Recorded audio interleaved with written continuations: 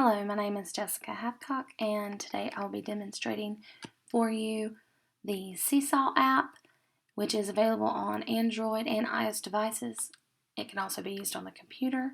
I'm going to log in as a teacher and show you a few things about how to use it as a teacher and show you some of the things that are some of the ways that we used it for our students. Seesaw is, again, an app that creates student-driven digital portfolios where students can document and share their learning digitally. There is a free version, but of course, if you want the advanced features, there is a charge for that. I will show you how students of various ability levels can use the app to share their work and demonstrate how teachers can use the app to communicate feedback to students. So I'm going to show you how to sign in here to Seesaw.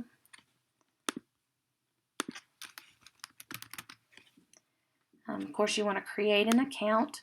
When you create your account, you can create different classes. I have my regular classroom here and created a demo class to show you all some things. So when you go in as a teacher, you're going to have to get a class code for your students to use the app to log into Seesaw into your class. They can use a QR code, and they can either log in and create an item or upload their work and then choose their name, or they can log in as themselves. So you have two different choices of how you want your students to log in. So as a teacher, if I want to share things with my students, I can upload a photo for those students who need visual support, a video where I can show a visual and give an auditory, so verbal instructions or anything like that. A drawing, I can upload a file like a PDF, a JPEG, anything like that. Note allows you just to type a note in. And you can add a hyperlink to, say, maybe a video with captions or a web page, anything that you want for them to do. You can add a link. Again, with the upload file, you can choose files, or you can drag and drop right in here. I uploaded a file a while ago. So here's a daily 5 checklist that I've created for my students, and if I upload it, I can choose my green arrow to check it. I can send it to everyone in my class, or I can send it to a select few students. So I'm going to send it to just Bob. Check it off. And it is uploaded to Bob. Now the students, when they open this up on their tablet or their device, they can use the drawing tool to go in and check off things or to add to it, whatever you need them to do. So I'm going to select each student. I went in as each student on my iPad and submitted a document or a picture or some type to give you some examples. So once you've set up your class, you can upload to individual students, small groups, or the whole class.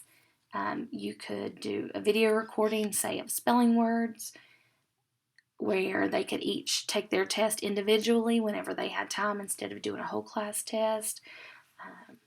So what type of learners can benefit from this? This is a tool that can be used in various ways by higher level learners or students with some disabilities. It could be used by students lacking verbal skills. They can draw pictures or even take pictures of things that they're working on with their tablets. It could be used by those who struggle with writing but that can speak their ideas.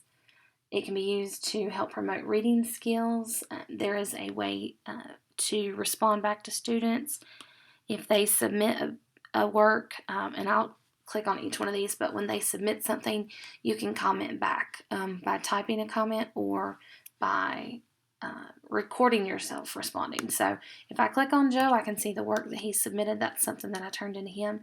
So here is Joe reading the story Jingle Bells, and we teach our students that there's 3 ways to read a story.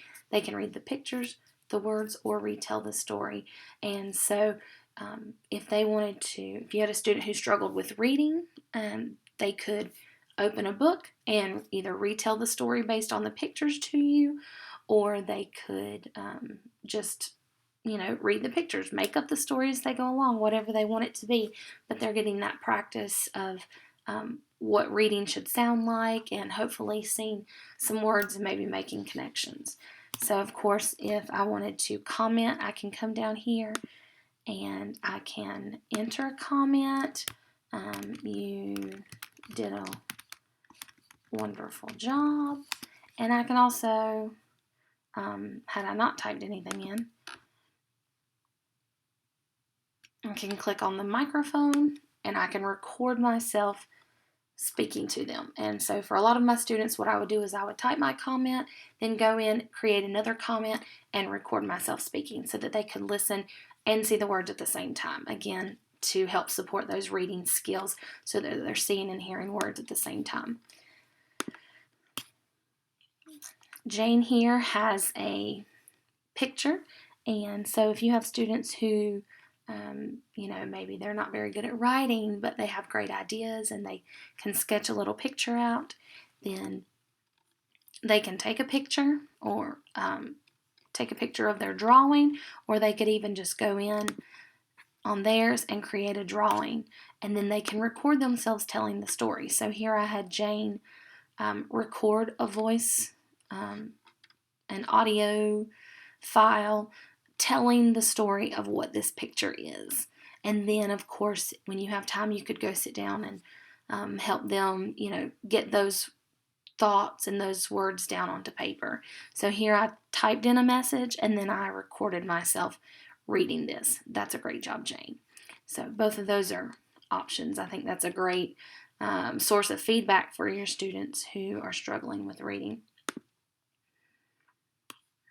And here's Bob's work. Bob, this is a screenshot of another app. So if your students are working on iPads or tablets, they can not only take photographs of something, but they can take a screenshot of their work in another app. So this is Tiggly, and so I had him take a screenshot, or myself, I took a screenshot of the work in Tiggly. I did a voice recording here where he's sounding out the word fan and spelling it back. So a lot of audio and visual support in this app. So I think this can be used in any content area. We used it in both reading, math, and science. Pretty much any way for students to showcase their work in any area. Any reflections and insight I have on Seesaw is that the possibilities are endless. We really enjoyed this. Don't be afraid to try new things, because you might think of something that somebody else didn't think of, but play around with it. I didn't have the option to upload a file, so I'm really excited that that's something new that they've added recently. And so just keep checking back, because there's always, they're always updating things. So I hope you guys have a great time and enjoy checking out Seesaw.